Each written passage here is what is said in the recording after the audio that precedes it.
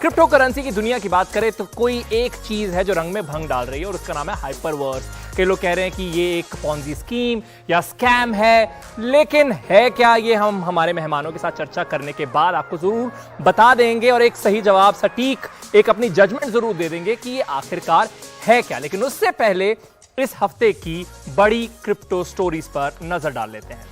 शुरुआत अपने देश से करते हैं।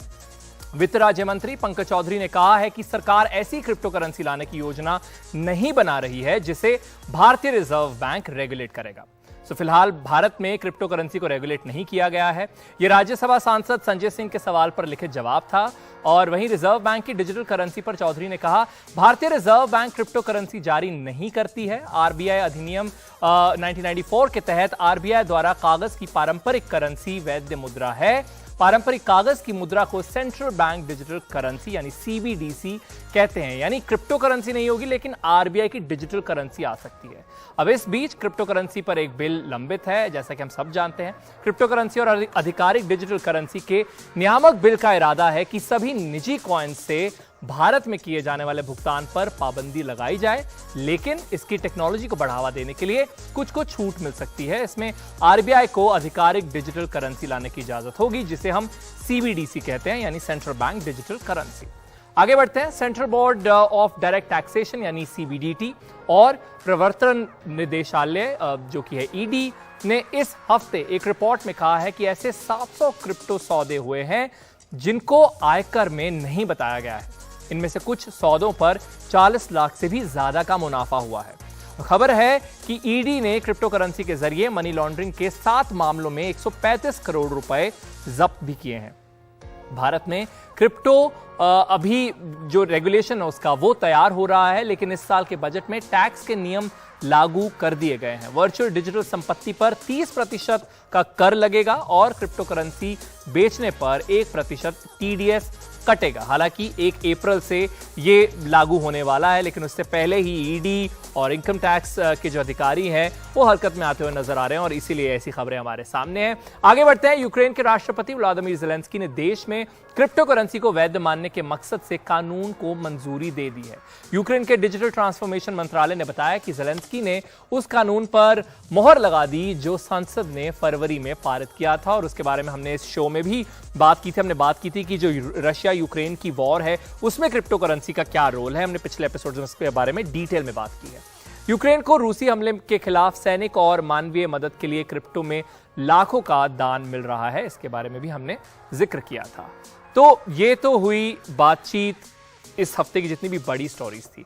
अब एक ट्वीट की बात करते हैं। एक वो ट्वीट जिसने मुझे मजबूर किया कुछ चीज़ों को गूगल करने के लिए, कुछ जो हमारे मेहमान हैं, जो एक्सपर्ट्स हैं, उनसे बात करने के लिए, और वो ट्वीट अब आपकी स्क्रीन पर। तो यहां ये शख्स लिख रहे हैं, wise people here please tell me about Hyperverse, is it a Ponzi scheme? कि क्या ये कोई स्कैम है हाइपरवर्स? इसके बारे में बहुत चर्चा हो रही है। जब मैंने भी गूगल किया तो तब मेरे सामने निकल कर आया कि हाँ, काफी ज्यादा रिपोर्ट्स हैं और उनमें से अधिकतर रिपोर्ट इसे पॉन्जी स्कीम ही बता रही है, लेकिन वो चर्चा हम अपने मेहमानों के साथ जरूर करेंगे। उससे पहले समझ लेते हैं ये दुनिया है क्या, हाइपरवर्स क्या है, इसके क्या मायने हैं, इसका मतलब क्या होता है। तो देखिए, हाइपरवर्स एक नया मेटावर्स है जो हाल ही में आया है। हाइपरवर्स में कई वर्चुअल जगत आते हैं और ये इसके नाम से आपको इसका अंदाजा हो जाता है। हाइपरवर्स यानी एक ही दुनिया में कई सारी दुनिया। ये प्लेटफॉर्म यूजर्स को वर्चुअल रियलिटी का अनुभव देता है। लेकिन हाइपरवर्स क्रिप्टो जिसकी बात हर कोई कर रहा है वो क्या है? तो इसकी ऑफिशियल वेबसाइट के हिसाब से ये एक ऑनलाइन वर्चुअल जगत है जहां यूजर्स अपनी संपत्ति बना सकते हैं। आसान जबान में कहें तो एक ऐसा खेल जो 2078 एडी के जमाने का है, जिसमें इंसान ने ग्रहों के बीच की यात्रा पर महारत हासिल कर ली है।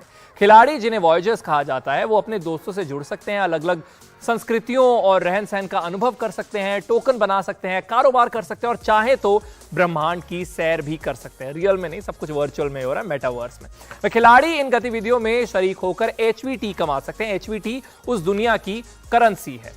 तो क्या ये वैध है या सिर्फ धोखा है, और क्यों बातें हो रही हैं इसके धोखे वाली स्कीम की होने की?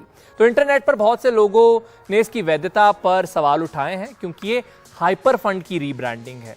यानी पहले कंपनी होती थी हाइपर फंड, ये उसको रीब्रांड किया गया है। हाइपर फंड बहुत अरसे से भारतीय सरकार के निशाने पर भी था, क्योंकि इसमें बहुत ज्यादा मुनाफे का वादा किया जा रहा था।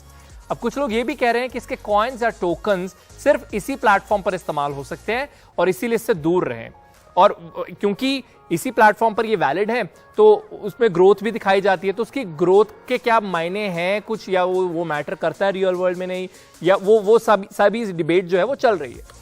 इसके आधिकारिक वेबसाइट पर भी हाइपरवर्स की टीम की ज्यादा जानकारी नहीं है, जिससे जानकारों को चिंता होती है।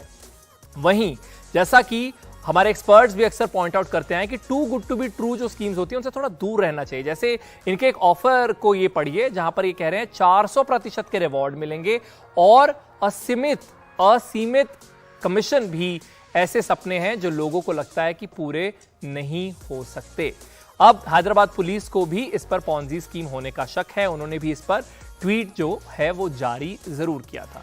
हालांकि कुछ लोग ये भी कहते हैं कि शायद ये एक लेजिट स्कीम हो सकती है, शायद इसमें कोई मुनाफा हो सकता है जब ये कभी आगे जाके बड़ी बने। वो क्यों ऐसा कहते हैं? क्योंकि इसका व्हाइट पेपर एग्जिस्ट करता है। व्हाइट पेपर वो पेपर होता है जिसमें सारी जानकारी होती है प्रोजेक्ट की, आगे का रोड मैप होता है, तो वो एग्जिस्ट करता है। वहीं जितने भी डेवलपर्स हैं उनका कहना है या उन्होंने कुछ अनाउंस किया कि इसका गेम का बीटा वर्जन जो है वो भी हम रिलीज करेंगे। तो ऐसे में कुछ लोगों को लगता है कि थोड़ी उम्मीद है, लेकिन ये लोगों की जो मात्रा है वो बहुत कम है।